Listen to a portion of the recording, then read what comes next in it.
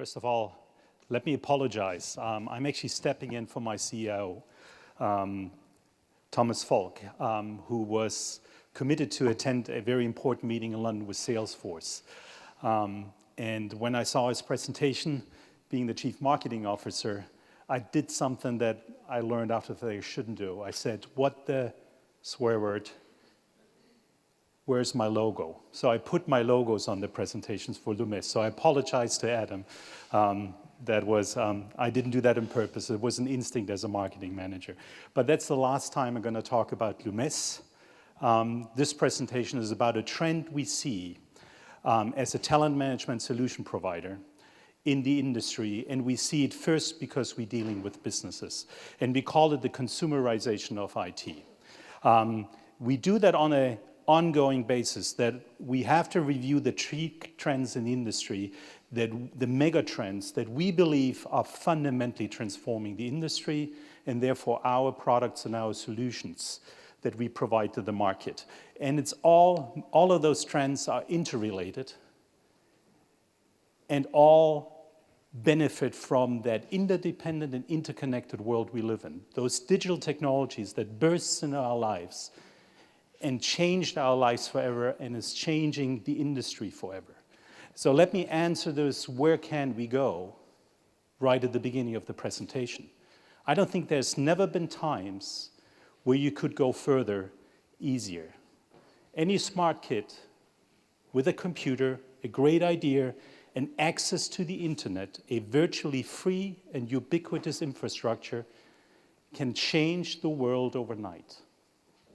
We've never lived in times like that because the access to innovation, the ability to innovate and scale required a lot of cash and capital.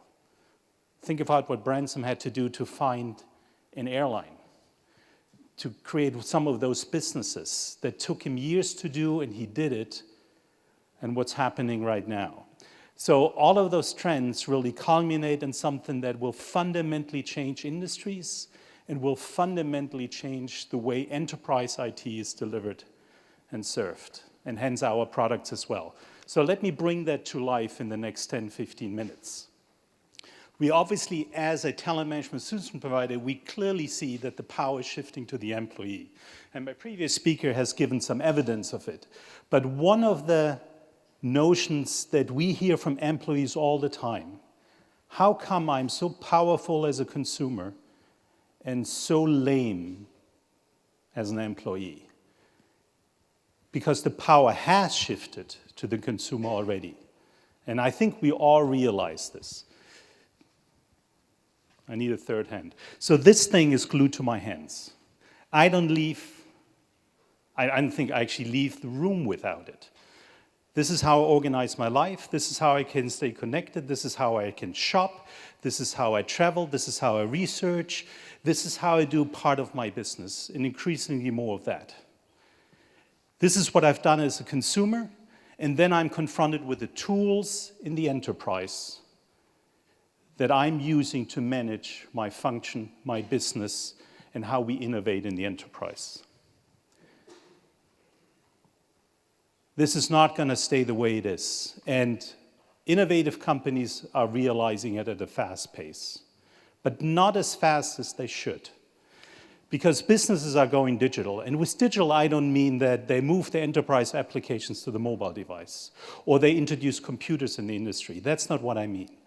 By digital, I mean that they combine their physical assets with the digital world and create totally new and better customer experiences. That's what I mean if a business is going digital. And every business will go digital, and it will have fundamentally changes to the way they operate in the market and their ability to actually survive. And I give you some examples everyone knows. And because they're so well known, they make the point.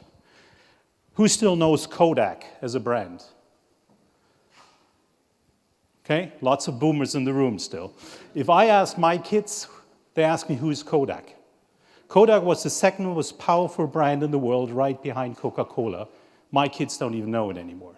They invented digital photography, and they were taken down by digital photography because they hung on to the old business model, not realizing that digital photography provides a fundamentally better customer experience. And what the customer wants, and if it's so much better, the customer will get. And if you don't provide it, someone else will. Netflix has taken down the DVD business, is now creating its own content, and is taking on television channels. Apple, you know very well, has fundamentally transformed the music industry with the iPod and iTunes ecosystem. And Amazon.com is much more than a retail company for books, where they started. They're a retail company for anything, and they moved beyond that and now are providing devices, and actually one of the biggest data service providers in the world. Fundamentally changes, and they have one thing in common. The disruption came from the outside, not from the inside. It came from players that weren't even in the industry. So think about what's happening in the future. It's going to accelerate, and it's going to be in industries that you think are safe. Taxis, hotel beds, consumer-to-consumer payment systems, Square, consumer-to-consumer transportation services, Uber, consumer-to-consumer hotel services, Airbnb. I could go on and on and on. There are multi-billion-dollar companies started by a small kid, access to a computer and to the internet, an outsider, and thought about a better customer experience and consumer experience, and literally is changing industries forever. So what does it mean from an IT perspective? How do I respond to it moving forward? So I'm going to walk you through a journey. What does it mean from an enterprise IT perspective? How do we respond from an enterprise IT perspective to that challenge, to that innovation opportunity that we have? How do we move big organizations to be prepared for that future, to take advantage of it rather than becoming a victim? The most important thing, and I'm going to walk you through a few slides, I'm going to make a couple comments to the bullets here, but I want to build a story around it. You have to develop and understand what kind of relationship you want to build to your customers. Could be internal and external customers. And you need to understand how the connection of your physical assets to the digital world could fundamentally transform the customer experience. How I can be faster, quicker, cheaper, have a better experience. The quality and the value that the keynote speaker talked about. I am in a position, by connecting my dots right, to provide a much better quality value equation to my customers than anyone else. So understand it across the entire organization, and then enable small, fast changes that will fundamentally transform your business and help you not only to defend that attack, but be the disruptor yourself. Because low barriers of entry by a virtually free, ubiquitous infrastructure is also a low barrier entry for you. You can grow in markets you're not even playing today. You can use your current assets and your global presence as an enterprise and move those assets and enter new markets and new growth opportunities. But it will require software that is fundamentally different than the typical enterprise software you see with today. It has to allow business functions to innovate at a very rapid pace. It has to be with software tools that are easy to use, almost like a consumer-like experience. And it has to allow software tools that can tailor to the specific needs of a business or business functions. This is not how typical large enterprise software solutions operate. They take a year or two to develop and deploy, typical design and freeze paradigm, and then they're frozen in time, and it's very hard to change and adjust them. This is not the software structure and architecture that will allow businesses to compete and innovate in the market. Enterprises have to move from applications to apps in the IT environment. And the CIO is under tremendous pressure. They've always been important for business strategy. Now they become synonymous with it. Because combining digital and physical assets is fundamentally an IT challenge. And they either can continue to be a bottleneck to the innovation or a true enabler, and provide applications that are mobile, web, and desktop, simpler, modular, and custom built to all business functions. As a matter of fact, they have to move the innovation out to the business function. If they control the innovation, there's no way they can succeed. And I'm going to use this example again. I could ask here, but I think it's more impressive if I give you an example of a football stadium. 60,000 people in a football stadium. If you ask the people in the football stadium to stand up, if you use a smartphone, 60,000 would stand up. If you ask then the 60,000 to find someone else in the entire stadium that has the same apps on their phone as you do, they probably wouldn't find a second person. And they probably only use 2 or 3 platforms. The Android system, the Apple OS, and the Windows OS. 2 or 3 platforms. Yet it creates an environment that allows for 60,000 and more permutations on applications from thousands and millions of providers that enable you personally to organize your life. This is the infrastructure that businesses need to build, that CIO need to build in order to compete in the market in the future and enable that innovation. So the separation of applications and the back-end services. Android is a back-end service in the computer space. There's plenty of platform as a service solutions already in the market. Salesforce is one of the examples, but MuleSoft and other providers actually provide those kinds of services to large enterprises like General Electric that actually build their own platform that allow them to build an infrastructure that provides the access to the data, allows collaboration in a secure and scalable cloud environment.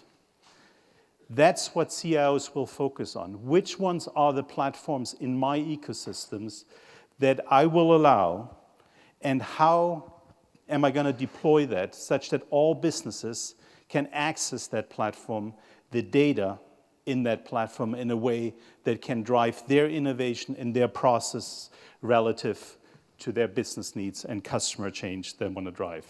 And they want to access a large community of developers,